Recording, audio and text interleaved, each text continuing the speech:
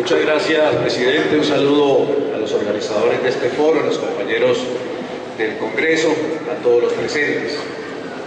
Yo quisiera empezar esta intervención participándoles a ustedes la buena noticia en medio de tanta calamidad para las fuerzas militares. La buena noticia de que la Corte Interamericana de Derechos Humanos ha aceptado la demanda que ha interpuesto el general Uzcategui por la infamia y la injusticia colombiana. Ojalá se haga justicia. Estamos comprometidos en el Congreso de la República por sacar varias iniciativas que propenden porque se haga justicia con la fuerza pública, con policías, con los soldados de nuestra patria.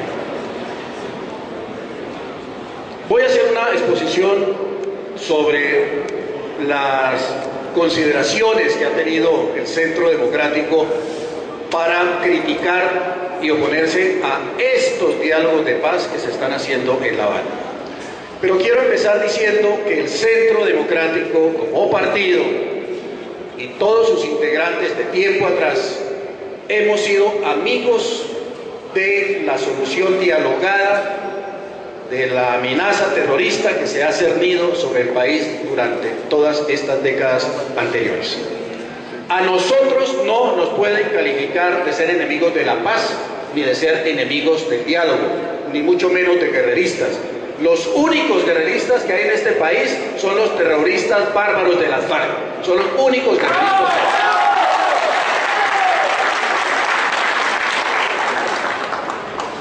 Se ha demostrado en el gobierno del presidente Uribe que se dio un avance importante en la solución de la amenaza terrorista para este país.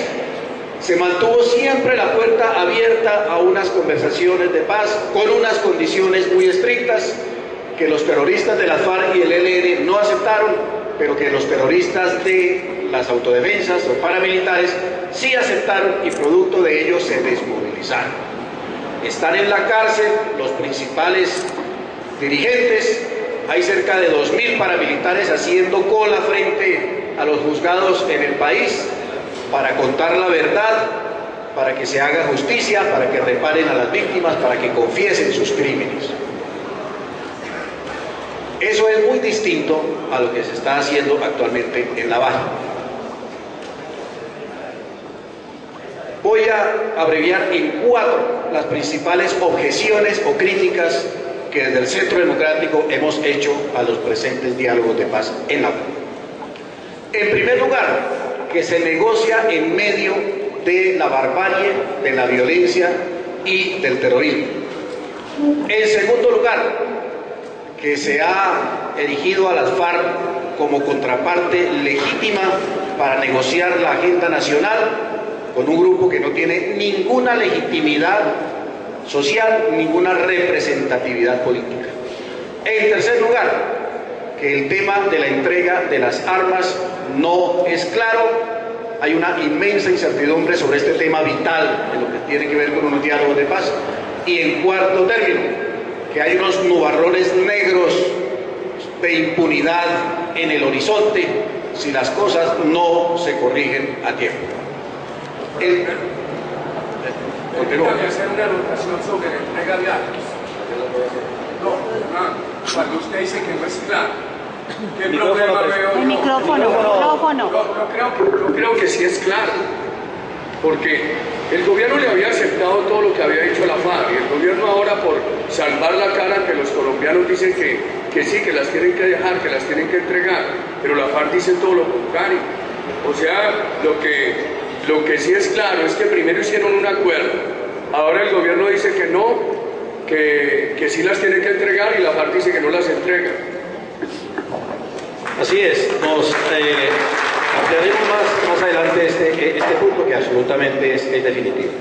El tema de negociar en medio del conflicto le hacemos por lo menos 3 objeciones. Una objeción ética, porque negociar en medio de la violencia es avalar la violencia como una manera de lograr resultados en una negociación. El tema político, porque a medida que se incrementa la violencia, pues disminuye el apoyo a cualquier diálogo de paz. La gente no entiende cómo es posible que se esté dialogando con unos criminales que todos los días están asesinando policías y soldados en Colombia, reclutando niños para la guerra, destruyendo la infraestructura económica nacional. Eso es incomprensible e intolerable para el pueblo colombiano, y por eso el apoyo público a los diálogos de paz cada vez se reduce, y lo están confirmando todas las encuestas. Cada vez hay menos apoyo a los diálogos de paz y menos fe y menos confianza en que van a resultar en algo positivo para el país. Y en tercer lugar, algo de carácter histórico. Todos los diálogos de paz que han tenido lugar en nuestro país, los 10 diálogos de paz, porque esto no está empezando hoy, llevamos 30 años, queridos amigos, de diálogos de paz con las FARC. Durante esos 30 años se han desmovilizado 10 grupos, unos grupos terroristas guerrilleros y grupos paramilitares. En todos los casos, cuando ha habido éxito, siempre ha habido un cese de violencia y de terrorismo por parte de ese grupo antes de empezar las conversaciones con el gobierno de turno. Por el contrario, cuando se ha negociado en medio de la violencia y en medio del terror, los diálogos han fracasado. Fue el caso del Caguán, los diálogos en Tlaxcala, los diálogos en Caracas. Esa es la garantía del fracaso. Por esa razón también nos oponemos a que se dialogue en medio del terrorismo de la guerrilla de las FARC. Paso al tema de las armas, dejo para el final el tema de la agenda. El tema de las armas. El gobierno dice que claro que va a haber dejación de armas, y dice el gobierno que esa dejación significa que las FARC van a dejar de estar armadas. Lo reiteró hoy en un foro del que vengo, programado por el tiempo en la Universidad del Rosario. Pero es que el acuerdo no debe ser entre el gobierno y el Centro Democrático sobre el tema de las armas. En eso nos ponemos de acuerdo muy rápido de pronto. Es que las FARC insisten todos los días, en todas partes, en todos los comunicados y con todas las letras, hay que abonarle la claridad, que no entregarán las armas. Dicen, no entregaremos las armas. Que la dejación de armas, como ellos las entienden, y dicen gramaticalmente hay que entenderlo así, es dejar de usarlas. Dejación es dejar de usar, pero mantenerlas en su poder. Peor aún, en todos sus documentos, en todos sus discursos, insisten en que mantener las armas en su poder es garantía del cumplimiento de los acuerdos, que van a mantenerse armadas durante el tiempo que sea necesario para que el gobierno ejecute todos y cada uno de los compromisos, decenas, centenares de compromisos que están incluidos en los borradores que han sido hechos públicos en estos días, en los acuerdos de La Habana. Hasta que el gobierno no ejecute hasta el último acuerdo, hasta el último compromiso, no van las FARC a dejar las armas. Eso nos pone en la perspectiva, queridos amigos, de una paz armada. Cuando nosotros hablamos de paz armada, hablamos de eso, que se firma un acuerdo de paz y las FARC mantienen las armas en su poder para vigilar el cumplimiento de los acuerdos. El mismo Sergio Jaramillo, el comisionado de paz, ha dicho que el cumplimiento de esos acuerdos se puede demorar 10 o 15 o 20 años. 10 o 15 o 20 años con las FARC en armas, conformadas en partido político, haciendo política, participando en elecciones y con armas. Esa paz armada no la vamos a tolerar, es absolutamente intolerable para los colombianos. ¿Cómo así que todos los partidos políticos de la democracia jugamos al juego de la democracia desarmados, cumpliendo las reglas del juego, y hay un partido político que se va a mantener armado, que va a punta de fusil, manteniéndole en la nuca las pistolas a los electores, a presionar los resultados electorales? Eso es algo absolutamente intolerable, inaceptable para el pueblo colombiano, y en eso no vamos a transigir. Como somos constructivos, les proponemos al señor de la Calle y al Sergio Jaramillo y al señor Santos que incluyan en esos acuerdos que están haciendo públicos y que estamos discutiendo una frasecita nomás para claridad de todos: las FARC entregarán o se despojarán de sus armas al momento de la firma de un acuerdo de paz. Punto. Y así quedamos conformes con este tema. Pero no nos sigan engañando con ese truquito que las dejo así, pero me quedo con ellas, pero que sí las uso, pero que no las uso y no sé cuánto tiempo y no sé cuándo, pero que de todas maneras no las entrego. No. Claridad ante todo: si las entregan, continuamos dialogando. Si no las entregan, pues cerramos la página y otra vez será.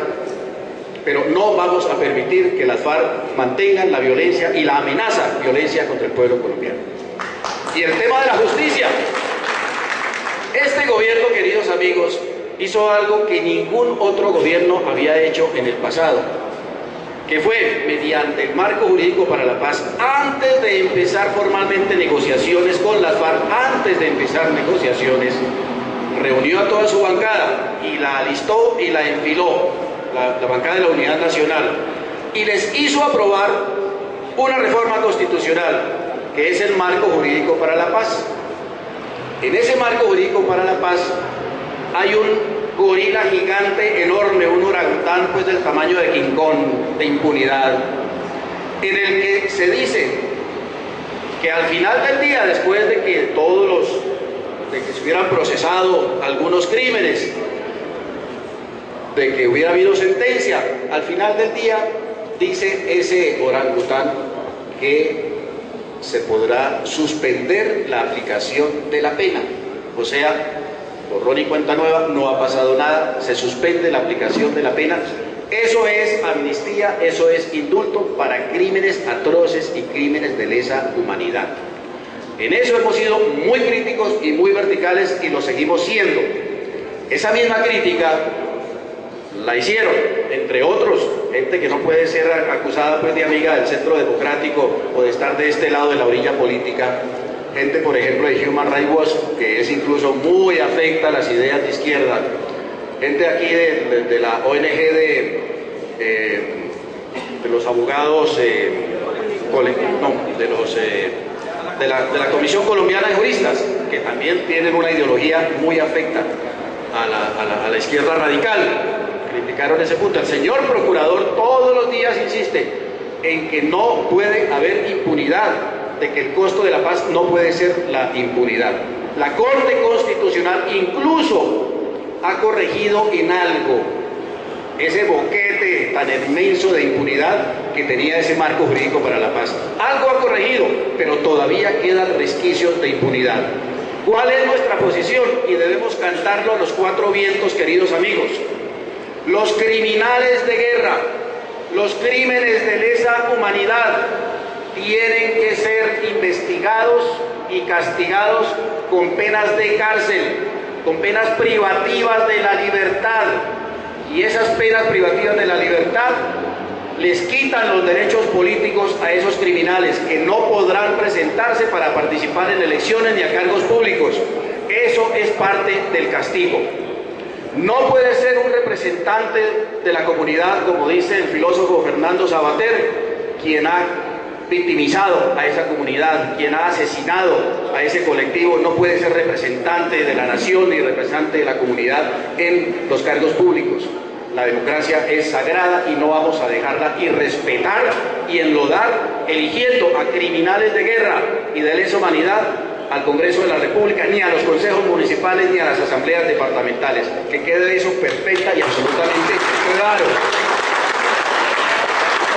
¿Cuáles son esos crímenes de guerra? El secuestro, que es la toma de rehenes, el reclutamiento de niños. Cerca del 40% de los integrantes de las FARC han sido reclutados siendo niños. Cerca de 18.000 cuenta el ICBF como casos de reclutamiento de menores. La Corte Penal Internacional, queridos amigos, solamente ha emitido una condena a nivel internacional, que es una corte internacional que juzga los crímenes de guerra y los delitos de lesa humanidad. Una condena. ¿Por qué la hizo? Por un país africano. ¿Por qué? Por reclutamiento de menores. Porque se probó que habían reclutado a 60 menores. Aquí son 18.000 niños, incluidas niñas que han sido pasto sexual de los dirigentes de las FARC, de los comandantes de los frentes de las FARC. Eso es un crimen imperdonable que no vamos a tolerar que quede impune. Las masacres, los asesinatos por fuera de combate, esos casos como el que narró hoy el presidente Uribe, de rematar a los heridos y a los soldados puestos en estados de indefensión, esos son crímenes de lesa humanidad que son imperdonables. En eso tampoco vamos a transigir. Penas de cárcel, no como dice el señor fiscal, que se ha dado a la tarea, siendo el jefe del ente acusador, ahora se volvió el jefe del ente dispensador de absoluciones, del jefe del ente absolvedor. Está absolviendo a la guerrilla, a las FARC, al ELN y últimamente a las BACRIM, también le dio por repartir absoluciones. Y el señor fiscal dice, claro que va a haber castigo, y él está diciendo que va a haber impunidad. Si los vamos a castigar, ¿qué vamos a hacer? Que cuiden los parques del país, que cuiden los jardines infantiles en el SDF, en el ISDF. Penas administrativas, que limpien las carreteras, eso no lo vamos a tolerar. Penas de cárcel, rebajadas incluso, aceptamos que sean rebajadas. En lugar de 60 años para esos criminales, está bien que paguen 8 o 10 años. Somos conscientes de que la paz tiene un costo. Si cuentan la verdad, si piden perdón, si reparan a las víctimas, si se arrepienten de sus crímenes, estamos dispuestos a concederles unas rebajas sustantivas de sus penas, pero con esa condición, que paguen penas de cárcel en centros penitenciarios y que se les eliminen los derechos políticos a ser elegidos a cargos públicos. Eso es además lo que dicen las leyes del país, ni más ni menos que cumplir la ley, y es ni más ni menos que cumplir los tratados internacionales que obligan al Estado colombiano a castigar con penas de cárcel privativas de la libertad y pérdida de los derechos políticos a los criminales de guerra y de lesa humanidad. En eso no vamos a transigir. Y viene el tema de los acuerdos de La Habana.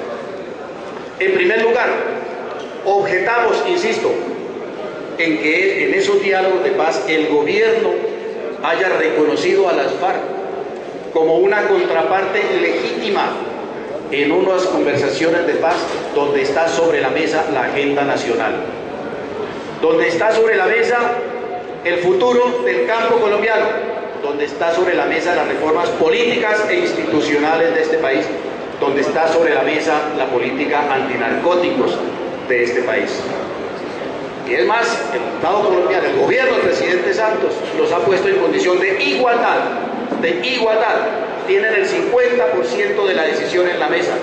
El Estado colombiano tiene el apoyo del 95% de los colombianos. La guerrilla de las FARC es abominada y aborrecida por el 98% de los colombianos. ¿Cómo se van a sentar como pares, como partes iguales en una mesa de negociación quien tiene el 95% de la legitimidad y la guerrilla de las FARC que máximo tendrá, según las encuestas, el 2% de apoyo marginal en algunas zonas del país, el 95% contra el 2%, en condición de igualdad, para determinar qué va a suceder con el campo, para determinar las reformas políticas institucionales y también toda la política antinarcóticos del Estado colombiano? Eso es algo absolutamente rechazable, repudiable, que seguiremos criticando. Pero están llegando a unos acuerdos, y esos acuerdos hay que examinarlos con lupa, que es lo que hemos hecho en el Centro Democrático. Nos tomamos el trabajo de examinar esa prosa farragosa y espesa, que leer eso es como tomarse una jarra de engrudo, así de fluido, pues es esa prosa de las FARC y del gobierno nacional en estos acuerdos, escondiendo todito entre esas parrafadas absolutamente impotables. Pues tenemos los reparos y los voy a abreviar.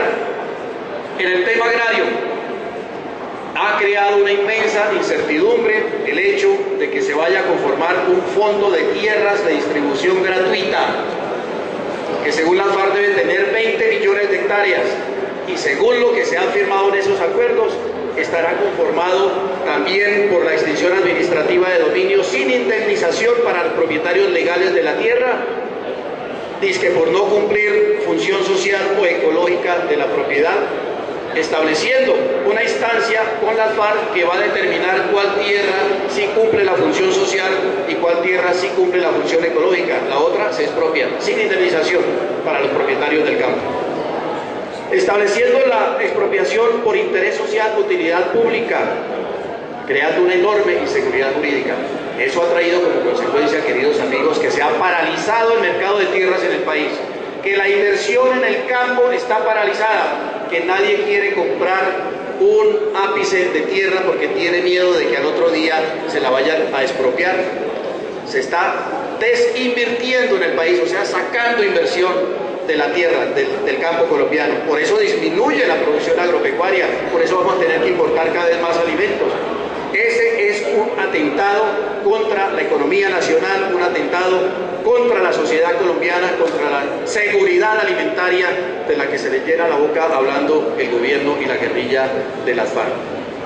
Creemos que para corregir eso, porque somos propositivos, también inclúyanos, por favor, le dije hoy al señor de la calle en el foro de El Tiempo, le dicto este parrafito y tome nota, señor de la calle: la propiedad privada legal no será afectada para conformar el Fondo de Tierras de Distribución Gratuita. Punto. Y así quedamos todos tranquilos. Ya se acabó. Creemos que se debe distribuir tierra, por favor, pero claro, para los campesinos. El presidente Uribe, durante su gobierno, repartió mucho más tierra, pero muchísima más tierra a los campesinos sin tierra que lo que ha hecho el gobierno o el desgobierno del presidente Santos, pero mucha más. No va a llegar el gobierno del presidente Santos a las cuotas tan altas de distribución de tierra que se logró en el gobierno del presidente Uribe. Estamos de acuerdo que haya distribución, que haya redistribución. Hay baldíos, que se apele a esos baldíos. Y hay por lo menos 3 millones, según algunos estudios, entre ellos de la Contraloría General de la República, que han establecido en 3 millones el volumen de tierras, de hectáreas de tierra, 3 millones de hectáreas que han sido usurpadas por los criminales a los campesinos, a los pequeños propietarios, medianos y grandes empresarios del campo, los narcotraficantes, los terroristas de las FARC, terroristas del ELN, las BACRIM, las AUC, los paramilitares, le han robado la tierra al sector rural. Esa tierra sí que hay que expropiarla, hay que hacer extinción administrativa de dominio sin indemnización a esos criminales que le han quitado la tierra a los pobladores del campo, y que se distribuya esa tierra entre los campesinos que no la tienen, entre otras cosas. Es la mejor tierra que hay en el país.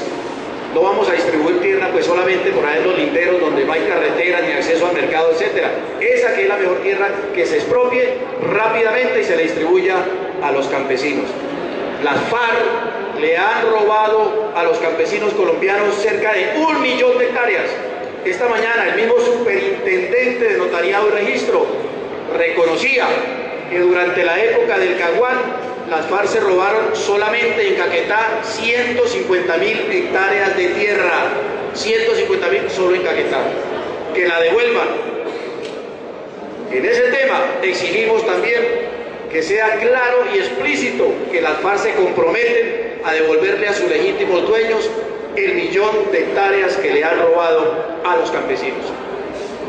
Y en este tema, las zonas de reserva campesina es un instrumento legal, obviamente existe, que fue creado, si no estoy mal, en la época de Samper, a inspiración de Alfredo Molano, una persona que es de reconocidas afiliaciones ideológicas y políticas.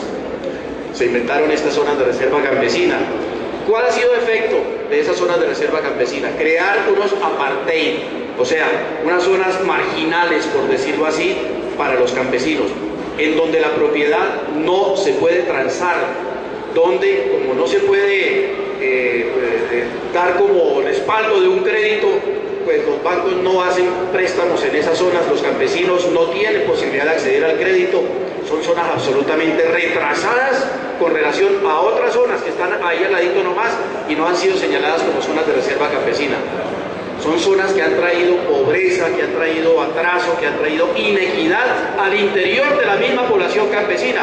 Pero las FARC quieren multiplicarlas. ¿Por qué? Porque les quieren dar un estatus autonómico, de administración propia, autonómica, a esas zonas de reserva campesina, para que las autoridades nacionales o departamentales no entren allá, sino sean manejados, dizque, por las mismas comunidades. ¿Cuáles comunidades? Las comunidades manejadas, amedrentadas, manipuladas por la guerrilla de las FARC. En eso no hay que llamarse engaños. Quieren zonas autónomas donde las FARC las administren en términos fiscales, administrativos, de justicia, en términos culturales, de todo tipo. O sea, crear islotes aislados, totalmente independientes, republiquetas independientes al interior del país, manejadas por las FARC. Le decimos al gobierno nacional: quieto ahí, paren ahí. no más zonas de reserva campesina, dejemos las que están y generemos una política única para el campesinado que no discrimine a campesinos por su ubicación, los que están en zonas de reserva campesina sin acceso al crédito y los que están por fuera que tengan acceso al crédito. Pero sobre todo le hacemos este reparo, queridos amigos, al gobierno del presidente Santos.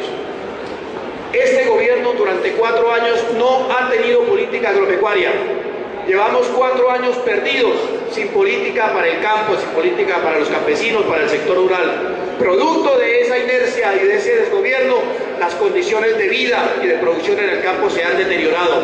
Producto de ese deterioro fueron los paros campesinos de los años anteriores que hacía décadas que no se presentaban. Entre otras cosas, esos campesinos paperos, arroceros, lecheros, cafeteros, cacauteros, no estaban pidiendo tierra, entre otras cosas, estaban pidiendo crédito, disminución en el precio de los insumos, de los fertilizantes, mercadeo, etcétera, aliviar su problema de endeudamiento.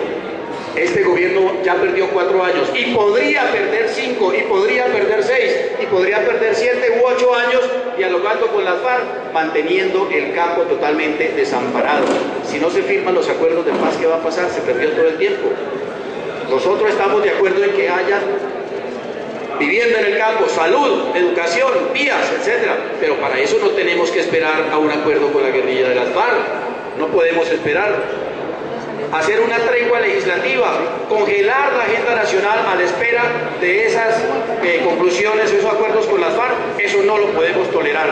Y tenemos que reprobarle al gobierno del presidente Santos que haya mantenido en el abandono total al campo colombiano a la espera de un acuerdo con los victimarios, con los verdugos del campo colombiano, como ha sido la guerrilla de las FARC.